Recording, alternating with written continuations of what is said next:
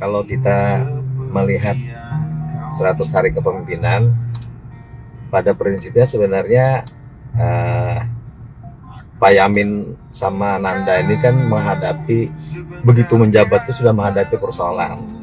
Pertama itu yang paling krusial persoalan sampah. Nah sehingga akhirnya dia lebih fokus ke arah sana. Karena itu memang membutuhkan sesuatu yang harus cepat diatasi.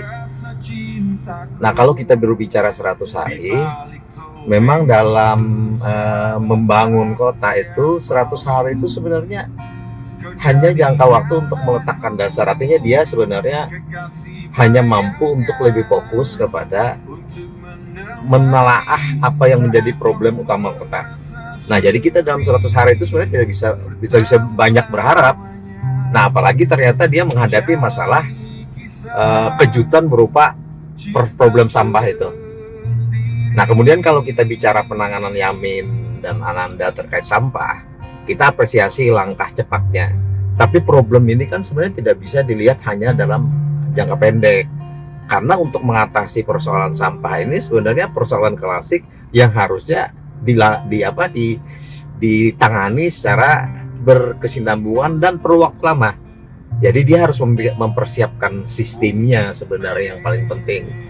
Nah jadi persoalan melaksanakan penanganan taktis memang kita perlu, tapi yang lebih utama sebenarnya dalam kurun 6 bulan ini Yamin Ananda tuh mempersiapkan sistem bagaimana bisa kita bicara sampah, sistem bagaimana mengelola di bagian hulunya, sumber awal itu di hulu, kemudian bagian tengahnya, tata kelola di tengah itu seperti apa, kemudian yang terakhir di bagian hilirnya. Nah kalau kita bicara hulu berarti bagaimana setiap rumah itu dan setiap kawasan itu mengelola setiap mungkin rumah itu skala terkecil permukiman lah.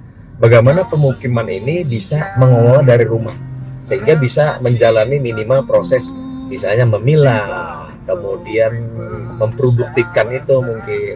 Nah kemudian bagaimana sistem angkutan di tengah itu kan sistem angkutan dari rumah menuju TPS. Ini seperti apa modelnya? Nah harusnya ada sudah sistem pengangkutan yang terpilah juga. Jadi kalau kita bicara ambil contoh misalnya di kampung kan biasanya ada tuh gerobak kan menarik sama ambil sampah. Ada mungkin orang tertentu yang menarik sampah dengan sistem gerobak. Nah mereka harus disiapkan sebenarnya sudah gerobak yang sudah terpilah.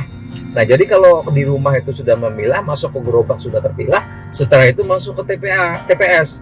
Di TPS pun harus disiapkan yang sudah terpilah. Baru kemudian diangkut ke TPA, berarti angkutan pun harus sudah terpilah. Nah jadi problem-problem inilah yang tidak bisa dilaksanakan dalam tempo yang singkat. Itu kalau kita bicara persoalan sampah.